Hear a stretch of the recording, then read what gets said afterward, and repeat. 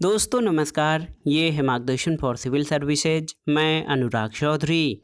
दोस्तों 6वीं कक्षा से लेकर 12वीं तक के एनसीईआरटी पुस्तकों पर आधारित पर्यावरण के एनसीईआरटी सार के अंतर्गत इस वीडियो में प्रस्तुत है जीव तथा पर्यावरण से संबंधित महत्वपूर्ण तथ्य और जानकारी, जो आपके आगामी विभिन्न परीक्षाओं के पर्यावरण खंड के लिए बहुत ही उपयोगी है। इसमें हम जिन टॉपिक्स को कवर करेंगे उसमें पारिस्थितिकी, संगठन के स्तर, जीव और पर्यावरण, प्रमुख अजैविक कारक और अनुकूलन हैं। तो आइए शुरू करते हैं आज का वीडियो। पर्यावरण के एनसीईआरटी सार के अंतर्गत जीव तथा पर्यावरण अध्याय का भाग 1। दोस्तों जीव के चारों ओर की कुल परिस्थितियां और वह सभी कुछ जो उसके जीवन को किसी भी प्रकार से प्रभावित करता है पर्यावरण कहलाता है। हमारे आसपास के चारों ओर के आवरण को पर्यावरण कहते हैं। इसको थोड़ा सा और अच्छे ढंग से अगर जो हम कहें तो जीव के चारों ओर की कुल परिस्थितियां और वह सभी कुछ जो उसके जीवन को किसी भी प्रकार से प्रभावित करता है पर्यावरण है। इसमें भौतिक और जैविक घटक शामिल हैं। पर्यावरण के जो भौतिक घटक हैं उसमें मिट्टी, जल, वायु, प्रकाश और तापमान, इन सबको अजैविक घटक कहा जाता है। पौधे और प्राणी, मनुष्य सहित सभी मिलकर जैविक घटक कहे जाते हैं। पर्यावरण की ये सभी घटक एकजुट होकर काम करते हैं और पारस्परिक क्रिया से एक दूसरे के प्रभाव को कम और ज़्यादा करते रहते हैं। आइए जानते हैं पारिस्थितिकी के बारे में। तो दोस्तों प्रकृति में जीव केवल उपयुक्त वातावरण में ही जीवित रह सकते हैं, एक दूसरे के साथ पारस्परिक क्रिया करते हैं और पर्यावरण के संपूर्ण जटिल कारकों द्वारा प्रभावित होते हैं। जीव विज्ञान की वह शाखा जो जीवों तथा पर्यावरण के बीच की पारस्परिक क्रियाओं का अध्ययन करती है उसको इकोलॉजी या पारिस्थितिकी कहते हैं। दोस्तों संसाधनों के सतत उपयोग के लिए पारिस्थितिक के सिद्धांतों को समझना आवश्यक है, जिससे स्थानीय, क्षेत्रीय और भूमंडलीय स्तरों की पर्यावरणीय समस्याओं को सुलझाने के लिए युक्तिपूर्ण उपायों को विकसित किया जाता है। इसके अंतर्गत हम जीवों पर पर्यावरणीय कारकों का प्रभाव, सहनशीलता की सीमाओं का महत्व और परिवर्तनशील भौतिक पर्यावरणीय स्थिति में जीवों के अनुकूलन के प्रभावों के बारे में जानेंगे। आइए संगठन के स्तर के बारे में जान लेते हैं। दोस्तों पारिस्थितिकी या इकोलॉजी में हम जीवों के वितरण और प्रचुरता, पारस्परिक क्रियाओं और भौतिक वातावरणों के विषय में अध्ययन करते हैं। भौतिक वातावरण स्थलमंडल, जलमंडल और वायुमंडल से बना होता है। यहाँ पर आप देख सकते हैं दोस्तों, देखिए जो पर्यावरण है, जो भौतिक पर्यावरण है वो वायुमंडल, जलमंडल और स्थलमंडल से बनता है और जीव जो है ये परस्पर इनसे क्रिया करते हैं। जीव अपने भौतिक पर्यावरण के साथ पारस्परिक क्रिया करते हैं जो वायुमंडल, जलमंडल और स्थलमंडल से बना होता है। देखिए बहुत ही महत्वपूर्ण तथ्य है एक आप सभी के लिए दोस्तों कि अर्नेस्ट हैकल एक जर्मन जीव वैज्ञानिक थे। अर्नेस्ट हैकल, ये बहुत ही महत्वपूर्ण तथ्य है, आप जान लीजिए दोस्तों। जर्मन जीव विज्ञानी अर्नेस्ट हैकल ने इकोलॉजी शब्द सन 1869 में दिया था, जो कि ग्रीक भाषा के ओइकोस और लोगोस से बनकर बना है। ओइकोस का अर्थ घर होता है और लोगोस का अर्थ अध्ययन करना होता है। इसी से इकोलॉजी शब्द की उत्पत्ति हुई है। दूसरे अध्ययनों की तुलना में पर्यावरण के क्षेत्र में विकास की दर धीमी रही है, लेकिन वर्तमान में जो पर्यावरण का अध्ययन है उसमें काफ़ी बढ़ोतरी हुई है। आप जान लीजिए पारिस्थितिकी का विकास प्राकृतिक इतिहास और जैव भूवैज्ञानिक से पारिस्थितिक पर्यावरण तक हुआ है। हाल में जलवायु परिवर्तन पर ध्यान देकर जैव विविधता संरक्षण और पारिस्थितिक निर्वहन के द्वारा भूमंडलीय पारिस्थितिक पर जोर दिया जा रहा है। जीव विज्ञान जीन से दोस्तों पारिस्थितिकी तंत्र का जिज्ञासा क्षेत्र है, जो कि विभिन्न स्तरों के संगठन पर प्रकाश डालता है और इन संगठन की जटिलताओं के बढ़ते क्रम जो हैं इस तरह से हैं। तो जीव की सबसे छोटी या प्रारंभिक इकाई जीन है। जीन से कोशिकाएं बनती हैं, कोशिकाओं से ऊतक और अंगों का निर्माण होता है।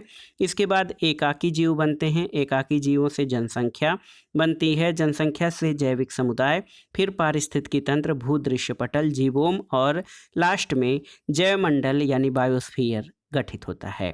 दोस्तों पारिस्थितिकी में हम जीवों, जनसंख्याओं, जैविक समुदायों, पारिस्थितिक तंत्रों और जीवमंडलों के बारे में अध्ययन करते हैं। ये समझना चाहिए कि एक स्तर की संरचना दूसरे स्तर के साथ जुड़ी हुई है और इनके विभिन्न स्तरों के बीच अभिलक्षणिक तौर पर कोई स्पष्ट रेखा या विच्छेद नहीं होता है। उदाहरण के तौर पर एक जीव उसी जाति के अन्य जीवों के साथ मिलकर जनसंख्या का एक भाग बनाता है। तो इस तरह से पारिस्थितिकी तंत्र में क्या होता है दोस्तों, पारिस्थितिकी तंत्र में मोटे तौर पे समझिए कि पोषक तत्वों का चक्रण होता है और ऊर्जा प्रवाह के कारण एक जैविक समुदाय का निर्वाह होता है। तो पारिस्थितिक तंत्र में पोषक चक्रों का चक्रण और ऊर्जा के प्रवाह के कारण एक जैविक समुदाय का निर्वाह होता है। मूल रूप से पारिस्थितिकी जीवीय संगठन के 4 स्तरों से संबंधित हैं: जीव, समष्टियाँ, समुदाय और जीवोम। तो याद रखिएगा, मूल रूप से जो पारिस्थितिकी जीवी संगठन है उसके 4 स्तरों से संबंधित है: जीव, समष्टि, समुदाय और जीवोम। अब आइए जीव और इसके पर्यावरण के बारे में जानते हैं। दोस्तों, जैविक स्तर पर पारिस्थितिकी मूल रूप से कायिकी पारिस्थितिकी है, जिसमें विभिन्न जीव न केवल जीवित रहने बल्कि जनन के संदर्भ में अपने पर्यावरण के प्रति अनुकूलित हो जाते हैं। सूर्य का पृथ्वी के चारों ओर घूर्णन, इसके अक्ष का झुकाव, तापमान की तीव्रता और अवधि वार्षिक परिवर्तनों का कारण बनता है, जिसके फलस्वरूप भिन्न भिन्न ऋतुएं बनती हैं। ये परिवर्तन और वर्षण मिलकर प्रमुख जीवों का निर्माण करते हैं, जैसे कि मरुस्थल, वर्षा वन और टुंड्रा, या वर्षात या वर्षण में वर्षा और हिम दोनों शामिल हैं। तो यहाँ पर भारतवर्ष के प्रमुख जीवोमों के बारे में जानेंगे। तो ये सबसे पहले उष्णकटिबंधीय वर्षा वन है, जहाँ पर अत्यंत घने वन पाए जाते हैं। यहाँ पर वर्षा जो है बहुत अधिक होती है। दूसरा प्रकार पर्णपाती वनों का है, जहाँ पे वर्षा की मात्रा थोड़ी कम होती है और ये वन एक निश्चित समय में अपनी पत्तियाँ गिराते हैं। मरुस्थल, जहाँ वर्षा बहुत कम होती है, यहाँ पर रेगिस्तानी स्थिति होती है और जो है हरी भरी वनस्पतियों की कमी होती है। एक जो चौथा जो है समुद्र तटीय क्षेत्र होता है और प्रत्येक जीवों के अंदर जो है क्षेत्रीय और स्थलीय विभिन्नताओं के कारण आवासों में भी व्यापक भिन्नता पाई जाती है। दोस्तों, अगर आप देखें तो पृथ्वी ग्रह पर जीवन न केवल थोड़ों से अनुकूल आवासों में ही है बल्कि चरम और कठोर आवासों में भी है, जैसे कि झुलसते राजस्थानी मरुस्थल, निरंतर वर्षा से भीगे मेघालय के वन, गहरे महासागर की खाइयाँ, वेगवती सरिताएं, ध्रुवीय क्षेत्रों की अस्थायी तुषार भूमि, ऊंचे पर्वत शिखर, गर्म झरने और दुर्गंध युक्त कंपोस्ट गर्त आदि कुछ नाम हैं। तो ये बहुत ही महत्वपूर्ण है दोस्तों। पृथ्वी पर जीवन कहाँ कहाँ है ये आप इनसे समझ सकते हैं। हमारी आंत में भी सूक्ष्म जीवों की हजारों जातियों का बेजोड़ आवास है, जो कि हमारे जीवन के लिए लाभदायक हैं। विभिन्न आवासों की भौतिक और रासायनिक परिस्थितियों के जो महत्वपूर्ण तत्व हैं उसमें तापमान, जल, प्रकाश और मृदा हैं। दोस्तों, हमें ये याद रखना जरूरी है कि भौतिक, रासायनिक, अजीवीय या अजैव घटक अपने आप में पूरी तरह से किसी जीव के आवास की विशेषता नहीं बताते। आवास में जीवी यानी बायोटिक घटक भी शामिल हैं, जैसे कि रोगजनक या पैथोजन, परजीवी, परभक्षी और जीव के वे स्पर्धी जिनके साथ वह लगातार पारस्परिक क्रिया करता है। हम ये मानते हैं कि एक लंबे समय में प्राकृतिक वर्ण द्वारा अपने आवास में उत्तरजीविता यानी सर्वाइवल और जनन इसको इष्टतम बनाने के लिए जीव ने अनुकूलनों का विकास किया है। जो जीव किसी भी परिस्थिति में रहता है तो उसमें किस प्रकार से उसे अनुकूलन करना है, उस तरह की उस परिस्थितियों में वो रहना सीख जाता है अनुकूलन के द्वारा। प्रत्येक जीव का उन परिस्थितियों का एक निश्चित परास होता है जिसे वो सहन कर सकता है और उपयोग किए जाने वाले संसाधनों की विविधता तथा पारितंत्र में उसकी एक विशिष्ट क्रियात्मक भूमिका होती है और ये सभी सामूहिक रूप से निकेत बनाते हैं। आइए जानते हैं प्रमुख अजैविक कारकों के बारे में। दोस्तों, ये बहुत ही महत्वपूर्ण है। जो प्रमुख अजैविक कारक कौन कौन से हैं इनको जानना बहुत ज़रूरी है। तो प्रमुख अजैविक कारकों में आइए जान लेते हैं क्या क्या चीज़ें शामिल होती हैं। तापमान, तो तापमान बहुत ही महत्वपूर्ण है। पारिस्थितिकी रूप में सबसे ज़्यादा प्रासंगिक पर्यावरणीय कारक तापमान या टेम्परेचर है। पृथ्वी पर औसत तापमान ऋतु के अनुसार बदलता है। अगर हम भूमध्य रेखा की स्थिति को लें तो भूमध्य रेखा से ध्रुवों की ओर और मैदानों से पर्वत शिखरों की ओर तापमान घटता है। ध्रुवीय क्षेत्रों और उच्च तुंगता यानी एल्टीट्यूड वाले क्षेत्रों में तापमान अवशून्य यानी 0 से लेकर ग्रीष्म में उष्णकटिबंधीय मरुस्थलों में 50 डिग्री सेंटीग्रेड से अधिक पहुंच जाता है। एक सामान्य ज्ञान है कि आम के पेड़ कनाडा और जर्मनी जैसे शीतोष्ण देशों में नहीं होते और न हो सकते हैं। हिम चीते केरल के जंगलों में नहीं मिलते और ट्यूना मछली महासागर में शीतोष्ण अक्षांशों से आगे कभी कभार ही पकड़ी जाती है। तो ये जो है ये आपकी स्थिति का प्रभाव है कि कहाँ पे या किस परिस्थिति में कौन सा जीव सरवाइव कर सकता है। कुछ जीव तापमानों के व्यापक परास या चरम को सहन कर सकते हैं और उसमें खूब बढ़ते हैं। ये पृथुता जापी या यूरीथर्मल कहलाते हैं, लेकिन उनमें से अधिकांश तापमानों की कम परास में ही रहते हैं। ऐसी जीव तनुतापी या स्टेनोथर्मल कहलाते हैं। विभिन्न जातियों के भौगोलिक वितरण काफ़ी हद तक उनकी तापीय सहन शक्ति पर निर्भर हैं। दूसरा कारक जल है दोस्तों। तापमान के बाद जीवों के जीवन को प्रभावित करने वाला जल बहुत ही महत्वपूर्ण कारक है और आप जान लीजिए दोस्तों, जल बहुत ही महत्वपूर्ण कारक है आपके लिए या जीवन के लिए, और जल ही जीवन है ये हम लोग हमेशा कहते हैं। वास्तव में पृथ्वी पर जीवन पानी में ही जन्मा था और बिना पानी के अपने आप में इसका प्रतिपालन नहीं हो सकता। मरुस्थल में इसकी उपलब्धता इतनी सीमित है कि केवल विशेष अनुकूलताओं के कारण ही जीवों का वहाँ रहना संभव है। पादपों की उत्पादकता और वितरण भी पानी पर बहुत ज़्यादा निर्भर है। जलीय जीवों के लिए जल की गुणता या रासायनिक संगठन पीएच महत्वपूर्ण होता है। लवण की सांद्रता प्रति 1000 भाग में लवणता के रूप में मापी गई है और अंतःस्थलीय जल में 5 से कम, समुद्र में 30 से 35 और अति लवणीय लैगूनों में 100 से अधिक लवणता होती है। कुछ जीव लवणता की व्यापक रेंज के प्रति सहनशील होते हैं। इसमें यूरी हेलाइन लेकिन कम परास में सीमित होते हैं, जैसे तनु लवणी या स्टेनोहेलाइन उनको कहा जाता है। तीसरा महत्वपूर्ण कारक प्रकाश है यानी लाइट।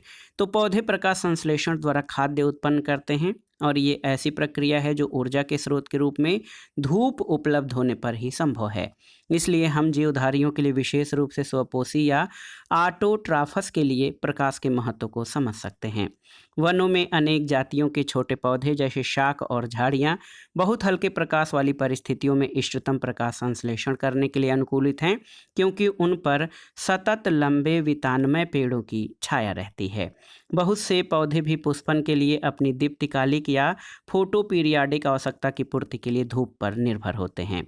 बहुत से प्राणियों के लिए प्रकाश इस रूप में महत्वपूर्ण है कि वे प्रकाश की तीव्रता और अवधि यानी दीप्तिकाल में दैनिक और मौसमी विविधताओं को अपने चारे की खोज, जनन और प्रवासी गतिविधियों का समय तय करने के लिए संकेत के रूप में लाते हैं। दोस्तों, पृथ्वी पर प्रकाश की उपलब्धता और तापमान से निकट का संबंध है, क्योंकि दोनों का स्रोत सूर्य है। सौर विकिरण की स्पेक्ट्रमी गुणवत्ता भी जीवन के लिए महत्वपूर्ण है। सौर विकिरण की स्पेक्ट्रम का परावैंगनिक घटक बहुत से जीवों के लिए हानिकारक है, जबकि महासागर की भिन्न भिन्न गहराइयों में मिलने वाले समुद्री पादपों के लिए दृश्य स्पेक्ट्रम के सभी रंग घटक उपलब्ध नहीं हैं। चौथा जो महत्वपूर्ण तत्व है दोस्तों, आप जान लीजिए अजैविक कारकों में, वो मृदा है। विभिन्न स्थानों पर मृदा की प्रकृति और गुण भिन्न भिन्न होते हैं और ये जलवायु अपक्षय प्रक्रम यानी विदरिंग प्रोसेस या क्या यह वाहित या अवसादी है तथा इसका विकास कैसे हुआ, इन सब बातों पर निर्भर है। मृदा की विभिन्न विशेषताओं जैसे कि मृदा संघटक, कण साइज और पुंजन, साथ ही साथ मृदा के अंतःस्रवण, परकोलेशन और जल धारण क्षमता का निर्धारण करते हैं। तो मृदा संघटक, कण साइज और पुंजन ये मृदा के अंतःस्रवण और जल धारण क्षमता का निर्धारण करते हैं। इन विशेषताओं के साथ इनका पीएच मान, खनिज संगठन और स्थलाकृति जैसे प्राचल काफ़ी हद तक किसी क्षेत्र की वनस्पति का भी निर्धारण करते हैं। इसके बाद ये सब मिलकर तय करते हैं कि उस क्षेत्र में किस प्रकार के प्राणियों का पालन पोषण हो सकता है। तो इस तरह से जलीय पर्यावरण अवसादी विशेषताएं प्रायः वहां पहुंचने वाले नितलस्थ प्राणियों के प्रकार का निर्धारण करती हैं। अजीवीय कारकों के प्रति अनुक्रियाएं किस प्रकार होती हैं, ये भी जानना जरूरी है। दोस्तों, ये अनुभव कर लेने के बाद देखिए बहुत ही महत्वपूर्ण है कि ये अनुभव कर लेने के बाद कि अनेक आवासों की अजीवीय परिस्थितियां जो हैं वो महत्वपूर्ण होती हैं, बहुत ही महत्वपूर्ण होती हैं। और कई तरह के जो है आवासों में रहने वाले जीव दबाव वाली परिस्थितियों का सामना कैसे करते हैं, ये सभी अनुकूलन पर निर्भर करता है। और किस तरह से वो कठिन परिस्थितियों में रहने की युक्ति ढूंढते हैं, ये महत्वपूर्ण है। व्यक्ति ये आशा करेगा कि अपने अस्तित्व के लाखों सालों के दौरान अनेक जातियों ने अपेक्षाकृत स्थिर अस्थायी आंतरिक शरीर के भीतर पर्यावरण विकसित कर लिया होगा। ये आंतरिक पर्यावरण सारे जैव रासायनिक अभिक्रियाओं यानी रिएक्शन और कार्यकी प्रकारों को अधिकतम दक्षता से होने देता है और इस प्रकार जातियों की तंदुरुस्ती या उनके हेल्थ को बढ़ाता है। उदाहरण के लिए ये निरंतरता जो है शरीर के इष्टतम तापमान और शरीर के तरल पदार्थों के परासारणी सांद्रण के रूप में हो सकता है। आदर्शतः जीव को अपने आंतरिक पर्यावरण समस्थापन, इसके अलावा होम्योस्टैटिस कहा जाने वाला प्रक्रम की स्थिरता या कांस्टेंसी बनाए रखने का प्रयास करना चाहिए, भले ही परिवर्ती बाह्य पर्यावरणीय परिस्थितियां उनके समस्थापन को बिगाड़ना चाहें। दोस्तों, दूसरे जीव भिन्न भिन्न स्थितियों में रह सकते हैं, इसके लिए हमें विभिन्न संभावनाओं का ध्यान रखना चाहिए, जैसे कि नियमन करना, यानी कुछ जीव जो है समस्थापन कार्य की या व्यवहारिक भी साधनों द्वारा बनाए रखते हैं, जिसके कारण शरीर का तापमान, परासारणी सांद्रण आदि स्थिर रहता है। और आप जान लीजिए कि सभी पक्षी और स्तनधारी बहुत थोड़े से निम्न कशेरुकी और कुछ अकशेरुकी जातियां वास्तव में ऐसा नियमन, ताप नियमन और परासरण नियमन बनाए रखने में सक्षम हैं। विकासवादी जीव वैज्ञानिकों का विश्वास है कि स्तनधारियों की सफलता इस कारण है कि वे शरीर का तापमान स्थिर बनाए रखने में सक्षम हैं, चाहे वो अंटार्कटिका में रहें या सहारा के रेगिस्तान में। अधिकतर जो दोस्तों आप जान लीजिए कि अधिकतर स्तनधारियों द्वारा अपने शरीर के तापमान को नियमित करने के लिए जो क्रियाविधि अपनाई जाती है वह वैसी ही है जैसे कि मानव अपनाते हैं और हम शरीर का तापमान 37 डिग्री सेंटीग्रेड पर स्थिर रखते हैं। ग्रीष्म ऋतु में जब बाहर का तापमान हमारे शारीरिक तापमान से अधिक होता है तो हमें बेहद पसीना आता है। गर्मी के फलस्वरूप पसीना के वाष्प बनकर उड़ने से होने वाला शीतलन वैसा ही है जैसा कि डेजर्ट कूलर चलने पर शरीर का तापमान कम हो जाता है। शीत ऋतु में जब पर्यावरणीय तापमान 37 डिग्री सेंटीग्रेड से बहुत कम होता है तो हम कांपने लगते हैं, जो एक प्रकार का व्यायाम है जिससे कि ऊष्मा पैदा होती है और शरीर का तापमान जो है बढ़ जाता है। और ये सारी चीज़ें अनुकूलन के लिए बहुत ही महत्वपूर्ण है।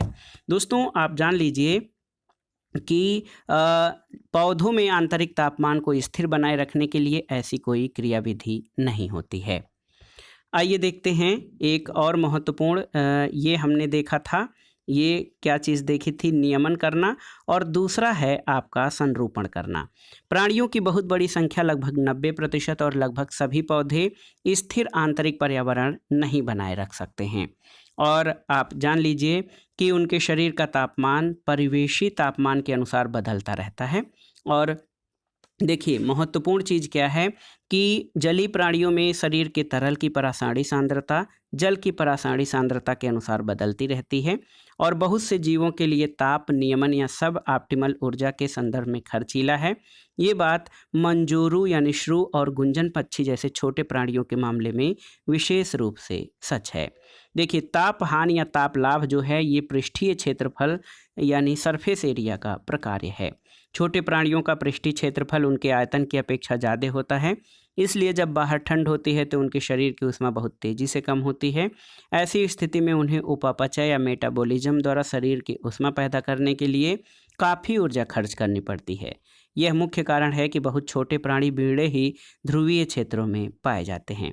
अगर दबाव भरी बाहरी परिस्थितियां स्थान विशेष में हैं अथवा केवल थोड़ी अवधि के लिए हैं तो जीव के पास दो अन्य विकल्प हैं। एक तो प्रवास करना, यानी जो दबावपूर्ण आवास है वहाँ से अस्थायी रूप से अधिक अनुकूलन क्षेत्र में चला जाए और जब दबाव भरी अवधि बीत जाए तो वापस लौट जाए, और ये हम सब जानते हैं।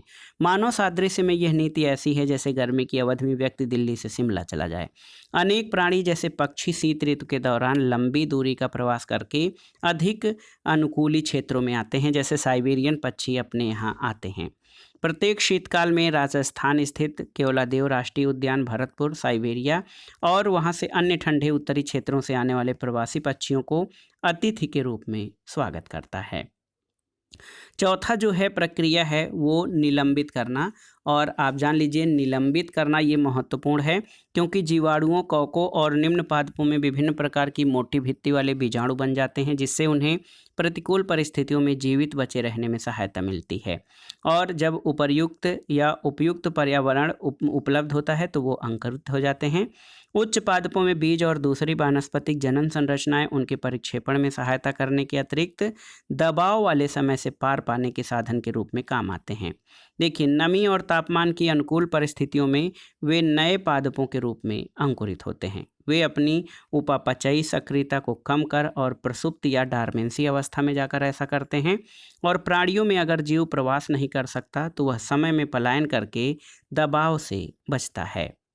देखिए, इसमें दो चीज़ें हैं, एक तो शीत निष्क्रियता और ग्रीष्म निष्क्रियता। शीत निष्क्रियता को हाइबरनेशन कहते हैं, ग्रीष्म निष्क्रियता को अस्टिवेशन कहते हैं।